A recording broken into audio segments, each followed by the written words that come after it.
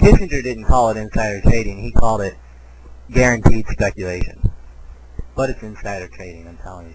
And these are the organizations, like the Trireme Partners Company and Carlyle and other equity firms. That is the corporate managers of all these other corporations. They handle it from private individuals, wealthy individuals, take their money, they give it to this third party to invest it in the select stocks that they know are about to increase because they're using the government to bolster the profits through all the profiteering methods I talked about prior to this. But it doesn't take a genius to turn on the mass media and watch a former APAC employee like Wolf Blitzer or watch Bill O'Reilly, total joke, the loudmouth, obnoxious cunt in my opinion, or Sean Hannity or whoever. You name your network, you name your talking head, they spout off the talking points of the government. You know, some of them, like Oberman, will take the left-wing side of it and that false paradigm. This left-right thing, it doesn't matter. They're all corporately controlled. And the heads of the Democratic Party, the Hillarys and Kerrys and Liebermans, the people who get on TV, they're Zionists, they're neocons, they're just as bad as the Republicans. There's like 37 of them voted for torture recently. And that's another thing I got to cover later. The press is a joke, and they didn't do their job in the run-up to the war with Iraq when this little OSP shadow government set up by the Zionists in the Defense Department who wrote PNAC and the Israeli policy papers.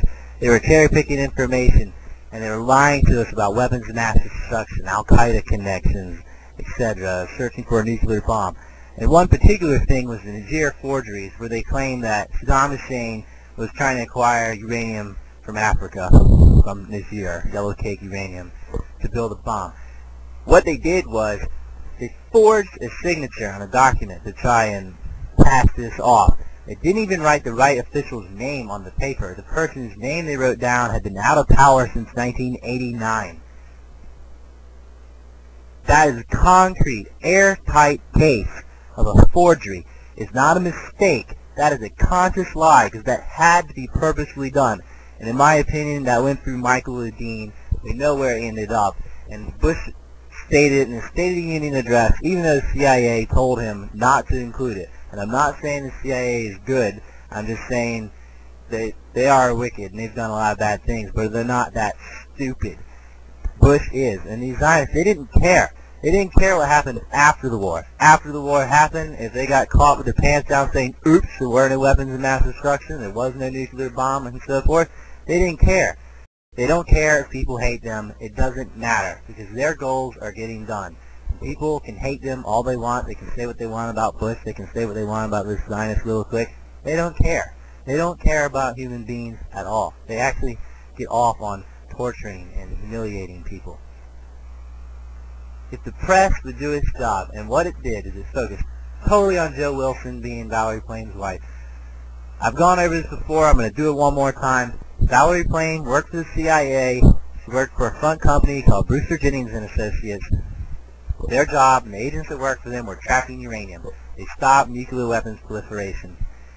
They ousted her. She was a clandestine agent. They made her public, which destroyed Brewster Jennings and Associates and everyone that worked for her that as their front company or connected to it. A lot of people got hurt, which you don't know about, but I'm telling you about it. There was a lot of stuff that went down behind the scenes there. I'm really pissed about it. We lost our main method for tracking nuclear weapons. What that did was it allowed the smoke screen to lie about Iran, to say, do they have it? Are they making the bomb? Are they using dual-purpose technology? Da-da-da-da. And it saved the administration's butt because Joe Wilson had exposed the Niger forgeries prior to the invasion. They focused it all on him, made it seem like some personal junk to oust his wife to get revenge on him. That's not what it was about. They were going to uncover who forged the documents.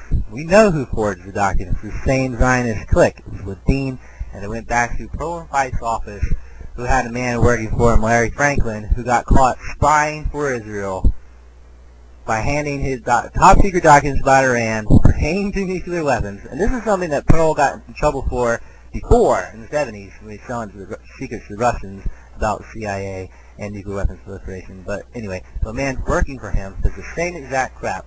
He passed the documents off to Steve Rosen and Keith Weizmann as the former, at that time it was the lead man in AIPAC, an Iran specialist, and one of their main money gatherers. They both have been fired and are suing AIPAC. They took the documents, they gave it to Noor Gillen and the Israeli embassy, and all went back to Israel.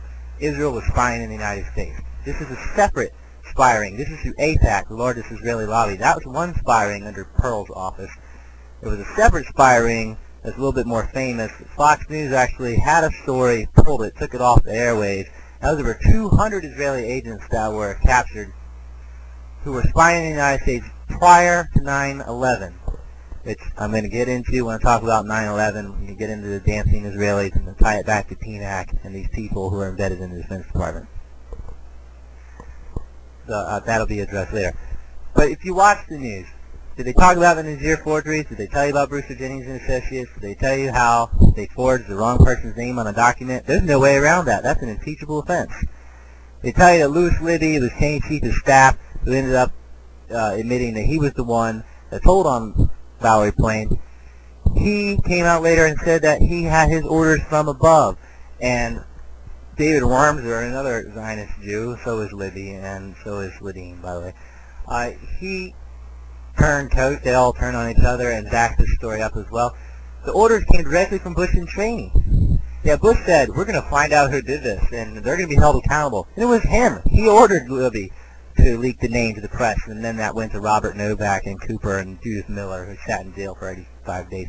I've gone over all this on ANTI-NECONS.com. You go to Zionist Summer Scandals, and the details are written in there.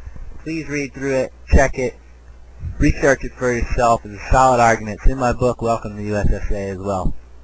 Sorry to run through this so fast.